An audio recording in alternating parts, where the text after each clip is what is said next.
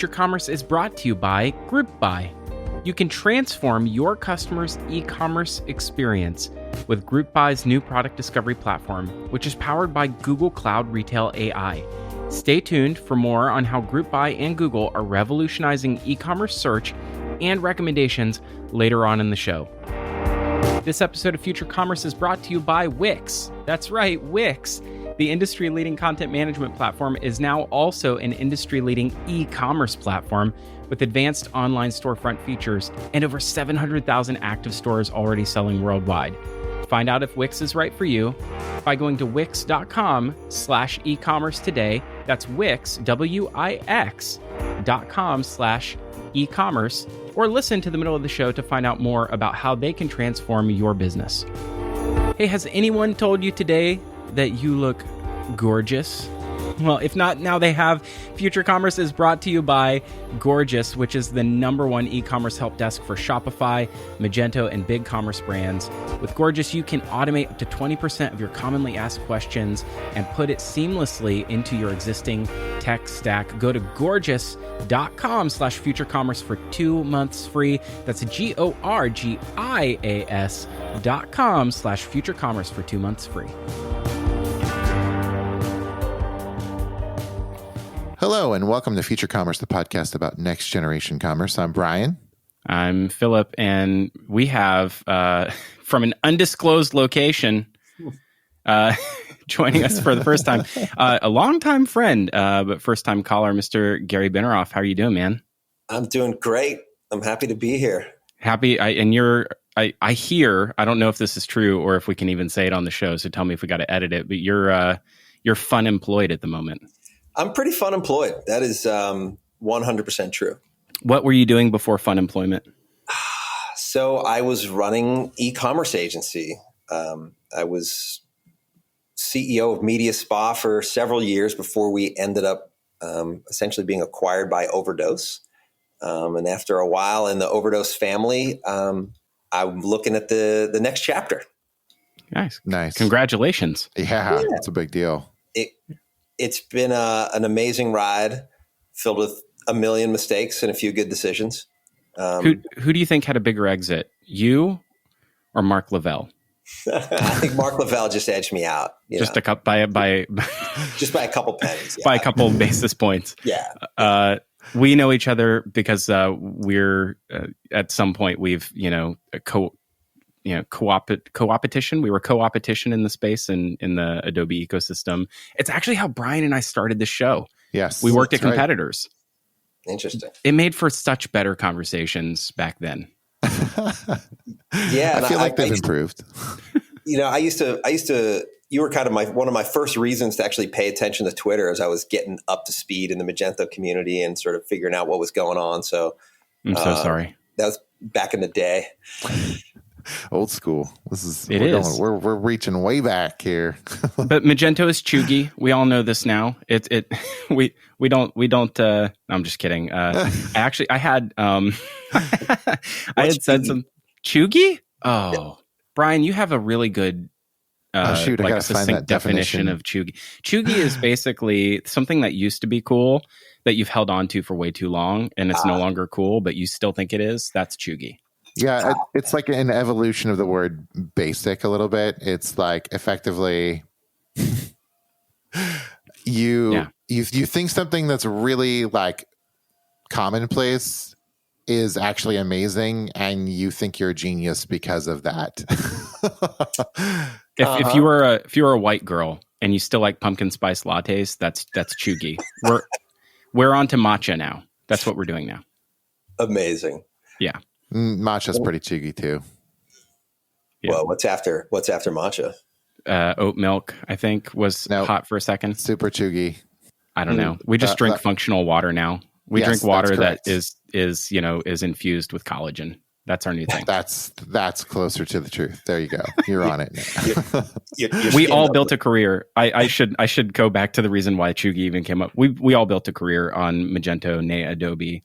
And congratulations on scaling an agency to exit. We had Matt Bertulli on the show not too long ago, a couple weeks ago, who's now doing He's changing the world one phone case at a time, and doing a lot of really cool things in material science with Lomi and some compost, and it's really, really such a cool story. If you haven't heard that episode, go check it out. But he also Magento agency guy who scaled an agency to exit. I think we'll have remembered, the monolithic e-commerce platform ecosystem that was, the Hybris and Magento sort of era as being like the pre-cloud era, as having, created a tremendous amount of wealth and a tremendous amount of talent to shepherd us into the next generation. What I think is really interesting about that sort of generation is that it spans both SMB and enterprise. That's what made Magento super interesting, is that a lot of people were sort of able to get in and leverage Magento at the high end of, kind of the high end of SMB, and it scaled up to enterprise, and that's where I think a lot of that talent kind of made its way up. Was through that process, which I thought was, super interesting. I mean, that's exactly that's part of what got me excited about the work we were doing back then. Is it didn't really, the tech was important. It was the foundation for it, but because the tech could service a company that was doing $1 million or doing $100 million or more, you were able to learn about the different challenges of businesses at all those scales. And that became what we were trading on, was this sort of strategic viewpoint on how to move from each of those sort of growth stages to the next. And that Magento is just sort of the paper to write the script on. Exactly. Is that how it works anymore? Do you think? I feel like the world changed at some point, and yes. Cloud era definitely has rewritten. The operator of today has a very different set of skills to the operators of. Yeah. I mean, if anything, I would say it's only accelerated the need to be strategic, right? For every moment that you're not just doing another upgrade to the latest version or fixing a core bug or doing something that takes you away from thinking about how to grow the pie. That to me has been the sort of fundamental sea change, and that's what everybody trumpets Shopify for, is you don't have to worry about the box, because the e-com in a box just works. Then you can try and figure out what actually makes you different, and why do you exist? Do you exist for a reason more than just because it's really cheap and easy to put up a store? Ian Leslie asked me, who's the former CMO over at Industry West, now at Bolt, shout out. He said, he's like, what is the, what should I be focused on as a CMO? I feel like I have to be a technologist now. And I work in a brand. I feel like I'm required to be a technologist. And I said, my litmus test for whether you're a technologist or a marketer is your awareness of cron jobs. If you know what a cron job is, there's a problem. Right. Yeah. Right. This kind of goes back to you talk about the agency ride, and one of the good decisions that I made or helped was made for me was my partner was great, right? My partner didn't do anything that I did, because he was a technologist, a true developer, solution architect. And, I can pretend in that area, but I am no engineer. And if he was having to do what I did, or I had to do what he was doing, neither of us were functioning at that high a level. And so, yeah, you don't want your CMO knowing about cron jobs. Certainly not if they're stuck.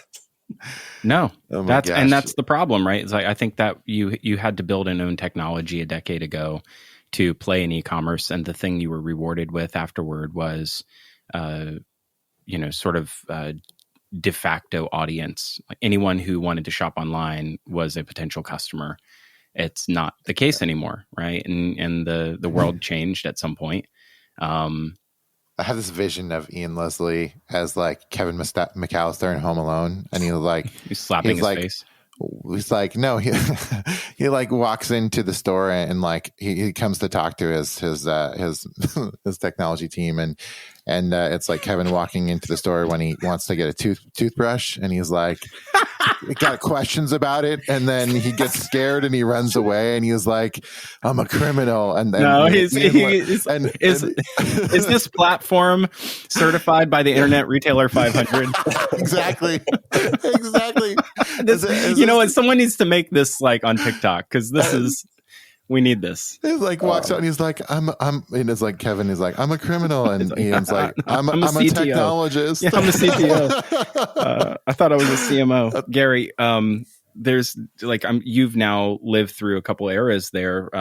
Pre-cloud, post-cloud, media spa, and then overdose. What are the things that are happening right now that you've got your eye on in the change of the landscape, and what people are wanting to build versus buy today, and how has that changed from the early days? Yeah, so it's interesting. Since leaving agency land, my brain is unclenched, and I've been able to just your brain. Yeah, enjoy learning again and being curious. Adjusted my brain to focus on not just producing work, but actually thinking about the next 5 years, the next 10 years. And I think one of the areas that's really cool, I saw you guys had a podcast on this recently, is what's happening with cookies. What does digital marketing attribution look like if there are no cookies, and what are people doing in response to that? And I'm seeing a lot of frantic behavior, and all of that's kind of exciting, because that sort of means there's some opportunity.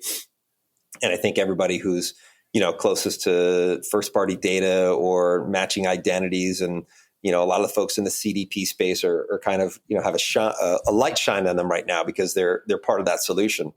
And so I'm definitely digging in deep on different companies who are or have a different take on that, and what the future holds. And I think there are people who think there's going to be massive disruption, and there's others who think, look, Google still kind of controls the solution, and they're not going to disrupt their business. So maybe it's going to be a relative no change over the next couple of years. But I like what it's done to the focus on data, on brand, and first party relationships. So all of the things out there like,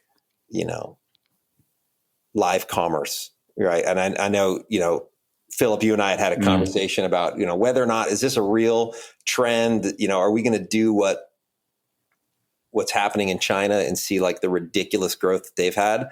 And to me, I don't know. I think yes. I think it's coming. I think it'll grow. Will it be as much as we've had in China? I don't know. But the fact that is another arrow in your quiver to build up a relationship, a marketing channel, first party data to sort of enhance your life cycle marketing strategy, I think that's a huge opportunity. I think it's an opportunity. It depends on the brand and the audience. A counterpoint to you would be I've been, if you open up the Amazon app right now, which means you have to close TikTok. But if you go to the Amazon app, not worth it. Scroll down 2/3 of the way, and there's a live stream 24 hours a day of something happening, right? You can watch somebody, doing a QVC style live stream. The couple that really stood out to me was like someone assembling a desk that they bought.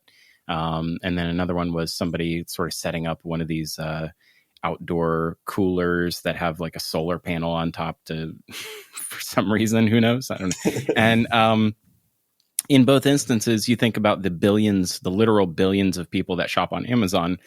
They had 150 some folks watching live. Right. And I'm thinking to myself, is this actually the future? Does anyone have greater scale than Amazon? And should this? I couldn't decide if should the viewership be higher, or ostensibly given like the content, like maybe it should just be zero. I don't know. Like who's watching other people put together desks? Aren't there better places to watch that? But the way I look at that is this is Craigslist, before you've got House or some like proper development of we don't even know if we have the right product market fit yet, but I'm presuming it's coming.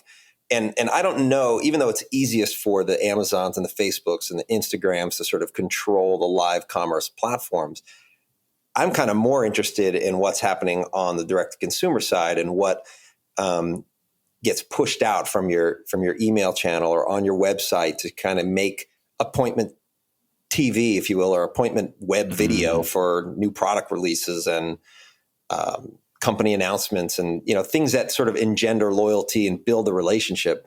There's so many companies I see out there who have figured out how to, engineer some acquisition flywheel, and they have a business online selling a bunch of product, but they have no brand.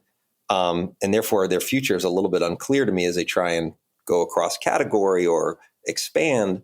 And this is just another tool to put, people in the company or sort of micro influencers out there to represent your company in a way that's relatively cheap and can create more stickiness. So I hear your hesitation, Phillip. And I'm looking right now, there are 74 people watching Amazon Live while a lawnmower is being put together or discussed. But you can also go onto the Amazon website and look at previous things that were live, trending, by category. And if I'm trying to buy something like a cooler with a solar panel, I might want to go see if somebody can talk about it. That's true. Yeah. So I'm a believer. I'm a believer as well. Down funnel. It's down funnel activity. It's not top of funnel is what I hear. Yeah. Well, go ahead, that and look what YouTube has done. Like what YouTube has become. Like this is Amazon looking at where their use case for YouTube and saying, we want to take that in-house because people go to YouTube all the time to learn things about how to put things together or accomplish something or use a product the right way or that's like a significant part of YouTube watching. That's what I go to YouTube for. Whenever I need to fix my dishwasher, I'm like YouTube, that immediately. And then I follow step-by-step instructions on how to do it. And that video on how to fix that dishwasher has hundreds of thousands of views. True. That's a no-brainer. And if you could preempt some of that, hey, I really need to buy a cooler with solar power, but I don't know anyone that has this yet. And I really think it's an awesome idea. You're going to want to know what to do. So I actually think this is in its infancy for Amazon, especially with like you were saying, Gary, the post live trending category. And so I could see Amazon building up a massive library and actually being competitive with YouTube for explainifier and review videos. And that stuff belongs in the, purchase consideration. Yes. Funnel. I'm okay. You convinced me. I'm there. Well, I think one other point, not to beat a dead horse here, but I think part of what I got lost on originally when I started digging into this space was, how important is the actual commerce in the middle of the stream? And I think that kind of misses the point because I think this is really more about, like you said, Phil, it's pushing people from kind of upper funnel to lower funnel. And, I talked to another agency owner who was running some of these experiments with their clients. What they found is that nobody was really purchasing during the live feed, but the next couple of days they had record-breaking transactions, so it's getting people to the bottom of the funnel. It's gosh, if only there were more attribution solutions. This would be a really great segue if we had an attribution sponsor. Hit us up, hello at futurecommerce.fm. Rockerbox, let us know. If attribution is part of the challenge here. Actually, Matt at Inquire Labs. Maybe he should. Maybe you could hit us up. It is. These are all touch points along an omni-channel, purchase consideration, customer journey, right? And if Adobe had, customer journey orchestration tools to make that happen, I'm sure that would also be one way too. Wait, hold on. Okay, vendor procurement at Adobe. It's a thing. Yeah, I find this to be such an interesting. It's like one arrow in your quiver, right? Yep. And it's one that like seems like one of the hardest things to solve for because, here, like, listen to us. We're a couple bumbling, buffoons on a podcast. We've been doing this for a long time. I don't know that we're the best in the world at doing what we do here, but I feel like we're kind of engaging. It's a skill that you kind of learn over time. And, maybe I think it's insanely difficult to find content creators to sort of run this for brands at scale and then to do it on their platform natively. Not to say like I'm all of this makes me sound very bearish. I don't like it. I'm sorry. Show title, kind of engaging. Well, I mean, I know you're not looking to China to be the sort of harbinger of things to come, but I did read some data that 2/3 of Chinese consumers had actually purchased via live stream in the last year. En route to 171 billion of sales. That's because every person is being watched via CCTV all the time, and they count that into the data. But sorry, carry on. Yeah, I'm just saying big if true. That's a huge number. Yeah, right. Like Shopify did like 65 billion in 2019 GMV. Right, 171 billion in live commerce in China. I mean, it's huge.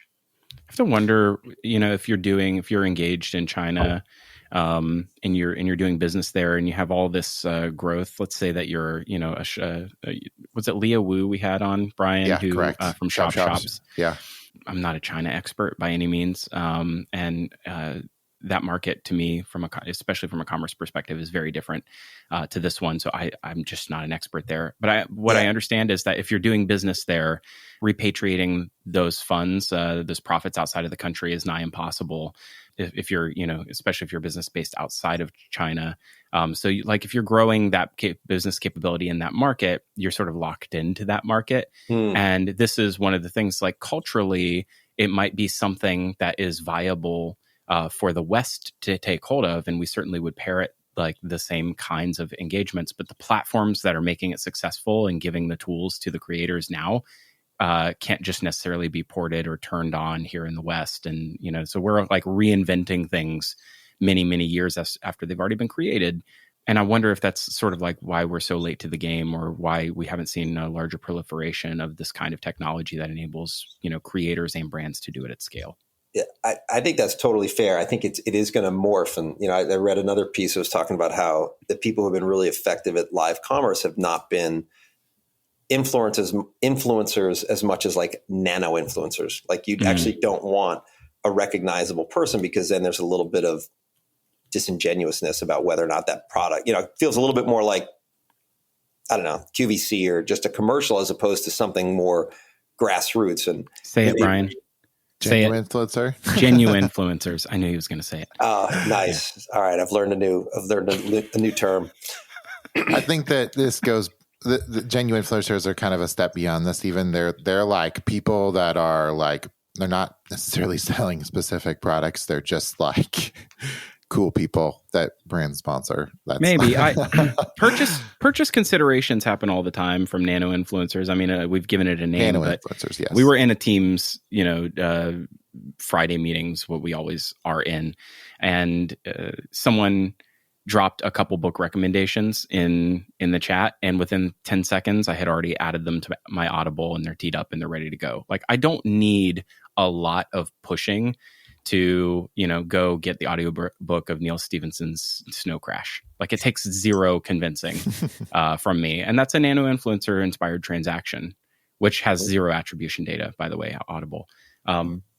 I think maybe some of these, like from a category to category basis, are certainly more influenceable.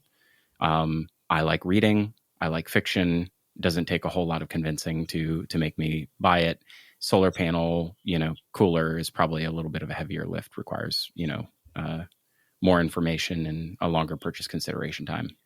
I mean, I think that's kind of one of the more interesting parts of this, which is all of the live streaming stuff seems to happen in the apparel and fashion space. But, maybe, and that's, I think, what's also coming out of China, a lot of that, and maybe beauty. But maybe it's our product market fit is around different products, completely different style of influencing, not that hit you over the head with like a lot of flashing and buzzing lights and buy now, but, something more genuine.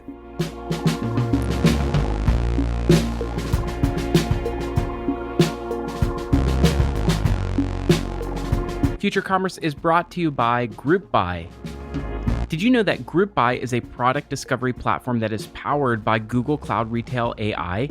And Google and GroupBuy are bringing the future of e-commerce to you by setting the standard for product discovery in the market. This Google Cloud Retail AI includes search and recommendations, personalization, merchandising, analytics, and data enrichment, and it helps you to leverage your online and in-store data through GroupBuy to increase conversions and to reach your revenue goals. GroupBuy powers some of the world's most highly converting retail and wholesale websites, such as Crate & Barrel, CVS Pharmacy, BJ's Wholesale, and Signet Jewelers. And on average, GroupBuy's customers see a 40% increase in conversion rate. So I want you to start empowering your customers today and scale your business today with GroupBuy. You can get 2 months of implementation for free by going to groupbuyinc.com/future-commerce today. That's GroupBuyInc.com/future-commerce. Yep, that's a mouthful. It is groupbuyinc.com/future-commerce and get 2 months of implementation for free. Thanks to GroupBuy for sponsoring this episode of Future Commerce. I'm a big fan of using the right tool for the right job. And I'm an even bigger fan of piloting and proving out a capability for your business before you go and throw a ton of money at it. And that's why I am a fan of our newest sponsor at Future Commerce, Wix e-commerce. Wix, the industry-leading content management platform, is now also a growing global e-commerce platform with advanced online storefront features. Solo creators, merch stores, limited releases, micro e-com sites, and oh so much more can be launched in under a day on Wix. Wix e-commerce lets you take control of your customer base and build repeat sales channels with integrated CRM and loyalty tools. Wix might be the right tool for the right job for an entrepreneur, an omnichannel retailer, a brand to get up and run and launch and scale their online stores successfully. Why don't you give it a try? What have you got to lose? Go to wix.com/e-commerce today and join over 700,000 active stores already selling worldwide with Wix e-commerce. That's Wix, Wix.com/e-commerce. This podcast is brought to you by Gorgeous, the e-commerce help desk that turns customer service into a profit center. I don't know if you've ever had an e-commerce experience like I just had, where my order shipped late, it took forever to arrive, and when it did, there were things missing, and the things that were in the box wasn't what I ordered. Nothing went right. So I reached out to the company to make it right, and every time I talked to them, I felt like I had to start over and have the same conversation again and again and again. I wish that they had been running Gorgeous. Gorgeous is the e-commerce help desk that helps turn customer service into one seamless conversation with your customer in every channel. It's powered by machine learning and automation, and it turns visitors into shoppers. It can unlock sales through live text, chat, social media, and increase your ad effectiveness by as much as the equivalent of 5% increase in ad spend. I would have had so much better of an experience in making what went wrong go right if the brand had been using Gorgeous.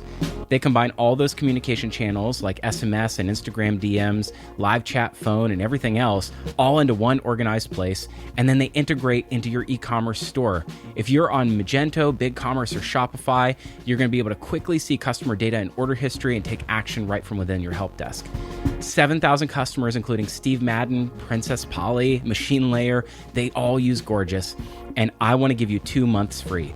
Get it today by going to gorgeous.com/futurecommerce. That's GORGIAS.com/futurecommerce and get 2 months free and make your customer service a little bit better with Gorgeous. I still think I need to go start my Costco shopping channel because Brian, you would be amazing at this. I would absolutely crush the Costco shopping Costco channel. influencer.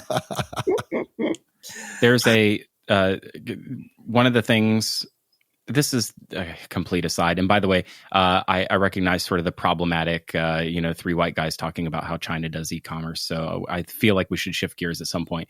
But I think that there's... My wife's Chinese. Does that help? That does. I think maybe a little. My wife's South African. I think that's a vote against all of us in this, and to some degree. There's the last thing I would say is like, especially in the Costco... the Costco scenario, Brian, which we have riffed on for over a year now. I really want you to just go do it. A lot of these things, like I know you meander and you're like in search of things. I'm not that way. Like I've got a plan. I order my shopping list for efficiency. Like right. I'm going to speed run Costco. Yeah, no, I would that. I would freaking watch someone put a timer up and speed run their Costco. Totally. I would swear to God. That would be amazing. Oh my gosh, I would watch that. It's so fun. Costco speed run. Yes, that's a thing we should start. That's a show title. I'm into Unfortunately, the Publix near me. I'm in Florida. By the way, this is the most Florida man thing you'll ever hear on the show. The Publix near me rearranged all of their aisles. Like sports drinks used to be on aisle 1 next to produce. Now it's cereal. It's completely ruined my speed run game. By the way. The local conspiracy theory here is they did that to try to discourage people from shopping there, so they'll return back to the mass shooting Publix, which is just a few miles down the road. It's actually worked. Parking lot's full again. Totally, yeah. It's consumer psychology for you in grocery. Bad friction, good friction. I don't know. Very Florida. Sorry. Can we shift gears? Any last word, by the way, Gary? We'll give you the last word on that topic. I mean, I think we've hit it. I'm pro. You're against. We'll see how it goes. I don't know if that's true. I feel like I feel like it's just harder. Yeah, no, I'm there. No, I'm just playing with you. There's no way to be wrong because it's already here and it's going to keep growing. Like, will it have grown faster or less fast than we thought? I don't know. If I'm a brand, I would start developing a strategy here, like, period.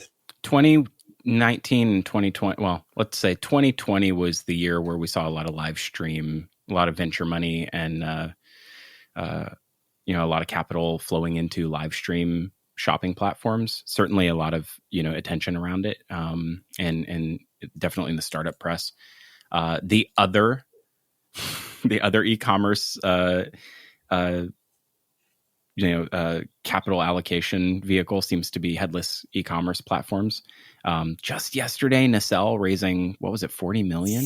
50 million. 50 million, give or take, 10 million. My gosh.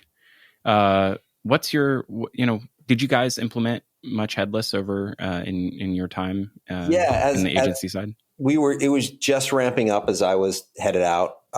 So did some work with Deity, Commerce Tools, Frantic. I think those are kind of the players that we were working with, but also building up that knowledge like aggressively. A very active Slack channel there, constantly interviewing additional partners, and talking about it a lot, and actually starting to sell it.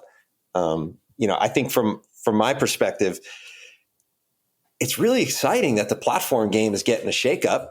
I think that's, from the sort of geek side of me, as somebody who's just been head down in the space for 10 years, it's amazing. It's a lot of fun. There's a lot of great new stuff to chew on. I think from a sort of reality perspective, there's definitely a little bit of a bubble going on the funding side. I think my sort of the last few merchant conversations I would say that I had as I was out the door, and frankly, even some of the consulting clients that I'm working with now, everybody wants to talk headless, whether it makes sense for them or not. And my big question for everybody is like, why are you interested in it? If you have a real need for speed, it's a great play. PWA is a great play. If you have a massive tech team that wants to just run an empire of developers and are really able to drive innovation in your e-commerce practice through engineering, great. I love a microservices approach and, building up all of your own services or, getting rid of the monolith. But for most of the guys that I was talking to who are doing, I don't know, 5 to 40 million bucks online, a shop in a box is great. Shop in a box. Yeah. Chris, if you're editing this, Chris, drop it. It's a shop in a box. We need that. So I mean, that's sort of my reaction is the devil's in the details. Like some of the, I just saw Finbar from Shogun posted on LinkedIn a bunch of their recent launches. And I went and checked them all out, and they are blazing fast, and it's awesome. You cannot attain that, let's say on Shopify alone. How much is that worth? I think it really depends on each situation. It's probably not worth creating an org that is really tech dependent, and loses the whole value of what Shopify brought to the table, which is to not worry about your tech and become very, sort of strategic. And I don't think that has to be the case, but it's for some of the clients that were coming to us looking for headless, it would have been, and it would be the wrong product at the wrong time in their evolution. That's Shogun, by the way, which we mentioned Nacelle's raise. Shogun has a recent markup as of June, up to $575 million with their 67-ish raise. It's interesting to me that we're seeing these kinds of valuations, given that Shopify is also making a play here. It's interesting to me as well, Brian. Yeah. There's so many of them. Count me in, right? Do you want to compete? Do you want to compete with, what is it, hydrogen? I don't know. Yeah, hydrogen being, for those who aren't up on it, less than, it was about a year ago, the Q1 earnings call 2020 for Shopify, we heard Toby Lutka, founder CEO say, hey, we've always been headless. Like, it's always been, it's an implementation detail. Like we've always been headless because we're API first, and that's that. Fast forward 4 quarters, and they just announced, 5 quarters, they just announced in their Q2 earnings, hey, we, you no longer have to deploy to Netlify, Fastly, Cloudflare, GitHub, own 5 accounts, 6 accounts, have a front end stack that's separately hosted and managed with a DevOps pipeline of its own. Hey, why don't you just do that here natively on our servers, because we now have this thing called Hydrogen, which is like a runtime environment for headless builds. So that's fun. And this is something I wrote about in the Census about a month ago, which is, it's the law of platforms. The platform always evolves, where its ecosystem performs R&D for it, and then it makes its strategic bets and product roadmap based on what's getting market share, and in this case, capital allocation. Yeah, and Shopify is investing in this. They just put out a huge article just late July about headless and whether or not you should be headless, which I think is to your point, Gary, is still a big question. Even if there is a native Shopify product to be headless, is it something that you need to do as an org is still a big question. I think Shopify wanted to highlight that, maybe because their product isn't as mature as Nacelle or Shogun's, but it's just an idea, by the way, right now. It's beta. Yeah. Yes, exactly. So, this is an area that's going to continue to see a lot of heat, I think, for sure. When there's this much money and this much talk around something, it's gonna be something that I think merchants everywhere are going to have this on their lips and on their minds. They already have it, Gary. Yeah. Don't they already come asking for it? Yeah, they do. And it's like, even like Fabric, another one that raised I think $100 million. Seattle company. They only have a handful of customers at this point, but I think the money is believing that whatever the product ends up being, that team, let's say, is there to get it there. I think there's an acknowledgement that not everybody knows what the final solution should be, and who the winner will be, or even if this is a winner take all type of market. Mm-hmm. But there's enough confidence that, there are problems that need fixing, that we're going to throw money at this and hope that we evolve to the right solution. That's kind of what I see happening. Is it not a situation, Brian, that, maybe it's like a very slow burn version of responsive, where eventually all sites are responsive? We don't even call it responsive anymore. That's just how you design. Although interestingly enough, with responsive, for commerce, it was an extremely slow burn, and then it was super fast adoption. That's with as soon as platforms put out a native responsive theme, whenever anyone upgraded their commerce platform, they went responsive. And so it was on the adoption cycle of the next iteration of CapEx to your e-commerce platform. Right. I mean, and I think, I'd be curious, one of the things I'm doing right now is advising a couple private equity firms and some of their portfolio companies about, what they're doing when they're on a lot of different things, but certainly on their tech stack and their commerce. And I'm curious, every situation is different, but hypothetically, you guys had a client doing, 50, 60 million online, has a pretty good website, could be a little bit faster, doesn't necessarily need a replatforming. Where does headless fit in are you even barking down that tree? Barking up that tree? I'll ask you the question. Is the barrier to adoption, highly correlated to how much third party code has to run on your front end for you to have a cohesive, CX? Because that's, the ecosystem around headless isn't the same ecosystem. The plug and play nature of, say, Shopify or Magento, less plug and play, more wire, build, architect, lay a foundation and play.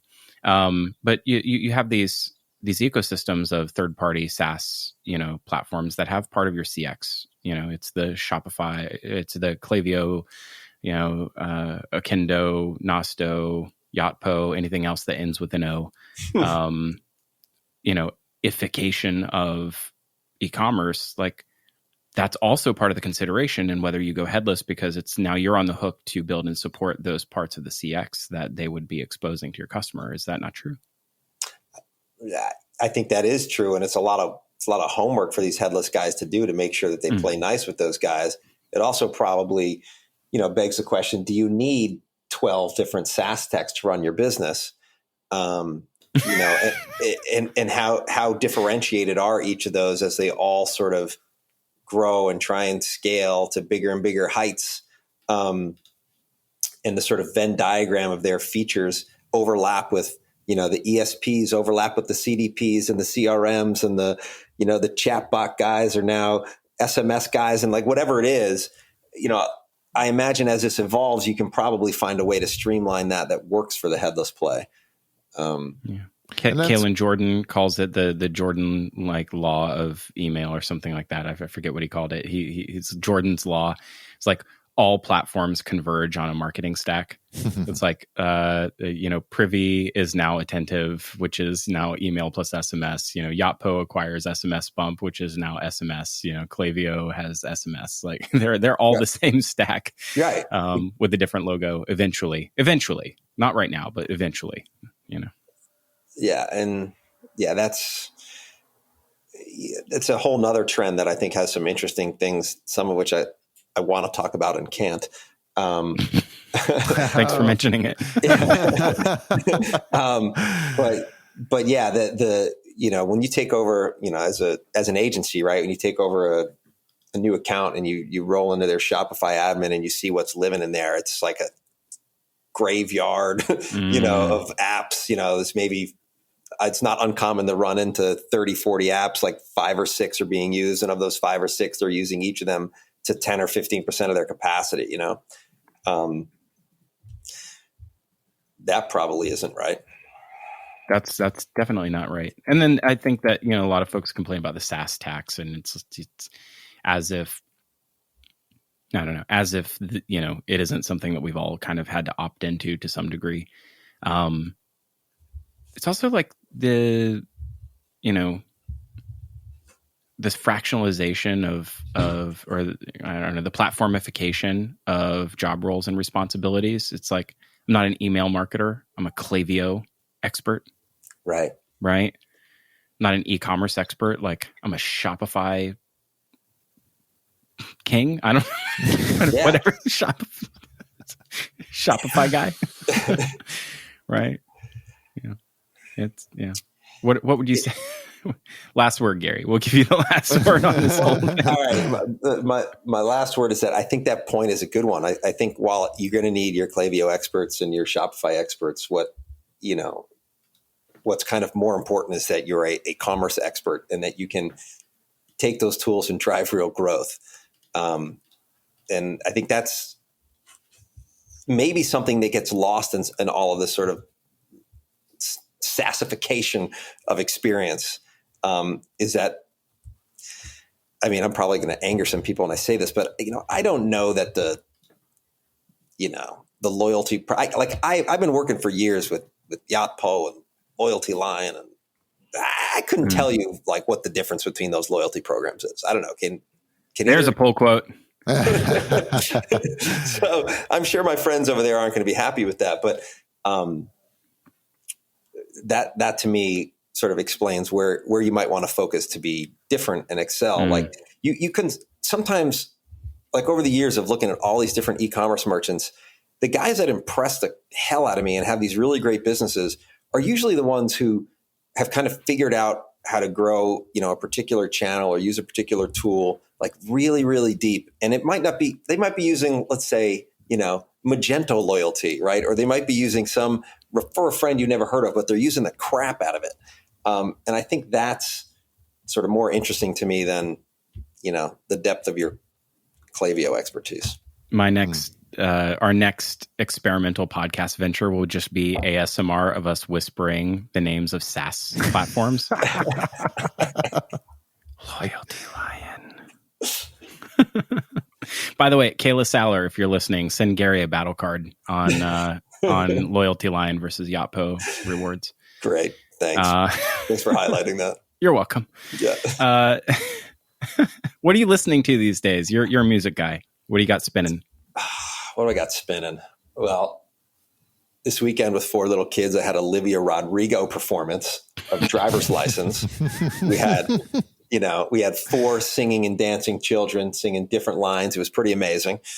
But in reality, I'm listening to a lot of Leon Bridges, a lot of Camp and Mount Joy and Houndmouth. I always go back to Pavement periodically to reconnect with my indie rock. Pavement. I always joke because I'm not, I've not listened to new music in maybe 15, 20 years. And Brian is very clued into new music, and he will go on these like just rants like you've done very briefly with, all these new artists. And they sound like they're made up. I feel like you guys are just shoving stuff, like you're clicking a button on like I'm feeling lucky for a band name generator, and I would believe it. Like I wouldn't know the difference. Yeah, that happens to a lot of people, right? They hit a certain age and they're done with music discovery. Not me. Especially now that I'm in fun employment zone, I love scouring Spotify and and now, this Delta variant's putting a little bit of a damper on things, but I'm starting to buy tickets again and go see shows. I'm hoping we get back to that. I need the live music in my life. What was your go-to productivity music when you weren't fun employed? So I'll give a shout out to one of my former colleagues, Kyle Bansavage. He turned me on the Com Trues. Have you guys ever heard of this? No, this is made up. Fantastic spoonerism there. It's just like, it's literally what I would imagine Tom Cruise is listening to as he's like driving around in risky business, on top of the world with his new female interest. Can you spell that? I'm sorry. Com Trues? Yeah. COM, truths, TRUISE. Okay. All right. I'm looking this up actively. Com truths. So like Tom Cruise, but com truths. Exactly. So That's if you want no words and a little bit of vibe, go check out com truths. Let's roll some com truths on the outro here. Fantastic. So good to have you on the show. Gary, what a pleasure. We're going to have you back. Maybe you run a headless / live stream show for us. That'd be great. Anytime. Hey, you agreed to it. I heard it. It's verbal contract. As long as you can whisper SaaS tech names in the background, we're in. You got it. Klaviyo. Love it. Thanks for listening to Future Commerce. We want you to lend your voice to the conversation. You can do that at futurecommerce.fm. Join the discussion. You drop us an email.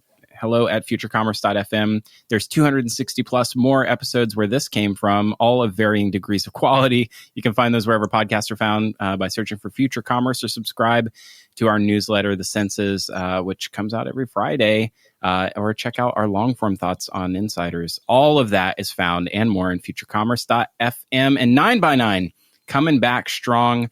Get on the list. 9x9 will likely be out and or close to be released. Our big annual report of 81 brands that are changing the world. It's got a lot of pros, a lot to dig through, and we've doubled the fun. You'll find out what that means. We went really, really big this year. The 9x9 report can be found at 9by9. That's NINEBYNINE.report. Go get that today. Sign up and get on the pre-release list for our pre-release party, 9by9.report. All right. Thank you for listening to Future Commerce. And the world is yours. That's it. I don't know what that means, but it sounded good. I felt it. So I said it. I give it to you. Here, this is my gift to you, the world. Thank you, Phillip. Thanks, Gary. Bye-bye.